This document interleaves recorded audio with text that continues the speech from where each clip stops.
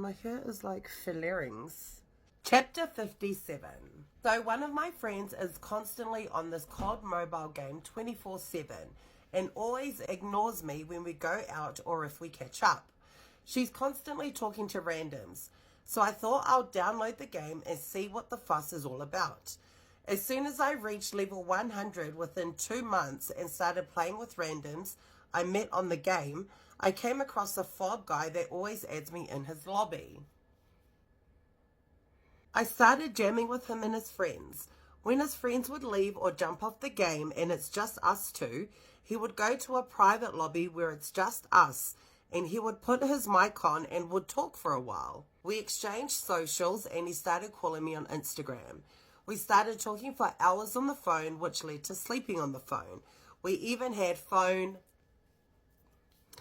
So we decided to meet up. Mind you, we're both from Auckland.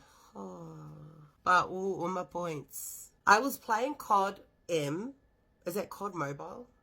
Just say COD Mobile, okay? By myself this other day, and this guy was on my team and he had his mic on and I did too. We started cheering on our team, etc., which led to him adding me in a lobby. We chatted and exchanged socials, which we also started talking via Instagram, and he started calling my phone. I was thinking, is this why my friend's so addicted to COD Mobile? Because I just landed myself 2 sponsors. I ended up meeting up with sponsor number 1 and we did the bad things. He was good, I tell you, and hot. We ended up dating until my second sponsor wanted to meet up. I didn't want to get busted, so I had to come up with a plan for the both of them. I see them both early hours of the morning.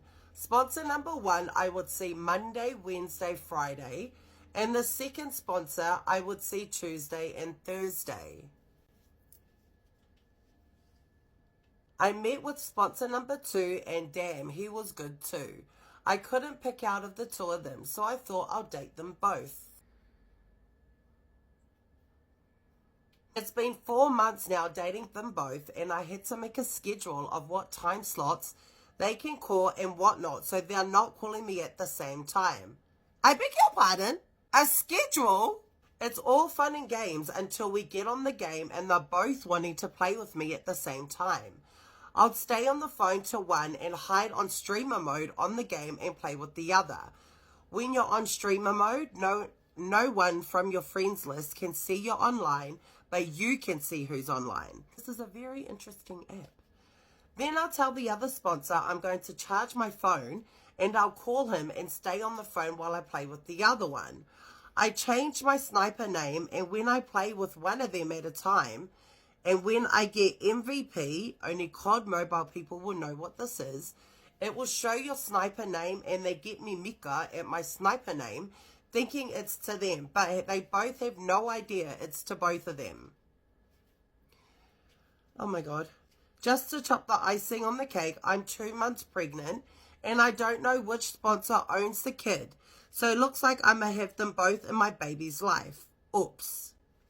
Oops. My family still don't know I'm pregnant and I'm going to wait until I'm 3 months to break the news. And if they ask who the dad is, I'll just say, oh, COD Mobile.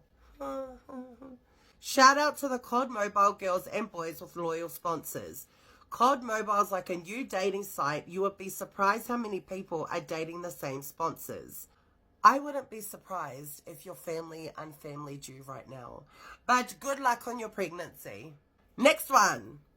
So in the year 2018, my papa passed away and we all gathered in New Zealand for his funeral. At that time, I stayed with my uncle, my mum's brother. It was the day of his funeral, and when we had finished burying my papa, we came back to the hall to have a feed. There was this one man, he's my first cousin's husband, and a little older than my first cousin, and has 2 kids to another woman.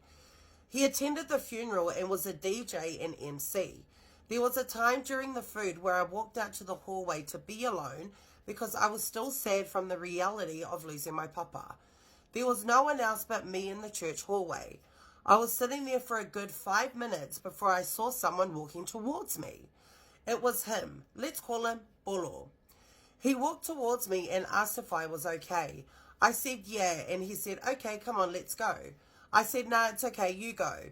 He continues to say, let's go into the other room over there. I was like, ooh, and I didn't go. It wasn't until that same night when everyone gathered at my uncle's house, where I was staying, to sort out money and gifts from the funeral, that this guy came over too. We all ate again and sorted out the gifts, and it was time for everyone to go home. My mum asked me to go get my little brother's formula in the car, so I went through the back sliding door. I grabbed the formula and felt someone grab my hand and pull me back down to behind the neighbor's fence. It was him again. He was holding his hand on my mouth and he was kissing me from behind and told me to shush. Okay, Uncle Bully. He was hugging me from behind and telling me he loved me.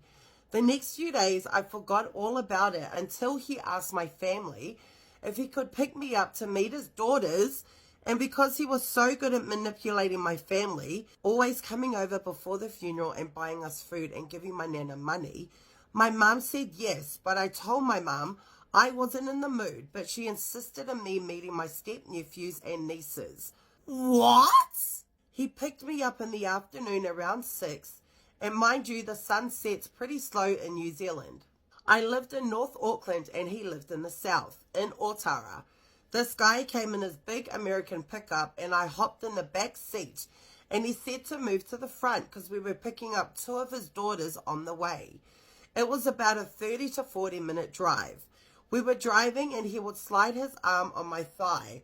He lied about picking up his daughters, and I mean, I'm not going to lie, he was hot. Here I am, worried that this bongawa is going to kapere you, and you're telling me he's hot? We went into the city and walked around, and he was telling me to buy whatever I wanted, and me being me, I did just that. I bought all the food I felt like. We stayed in a hotel that night and did the bad things. This guy has his own construction business and has 2 American big SUVs and a ute car. His pull-out game was makwa strong, and he was so good. Oh my God. I extended my stay in New Zealand just for him, and I stayed another month to be with him. I'm surprised we never got caught, especially from my cousin who he's married to. I think after this you're going to get caught. I mean, I felt bad for her, but ever since she married this rich man, she legit snobbed us and would only come around because this guy Bolo would come around. We continued seeing each other and sleeping in different hotels, and the excuse he would tell my cousin was he was on a business trip. Wow, like I always say, don't get caught.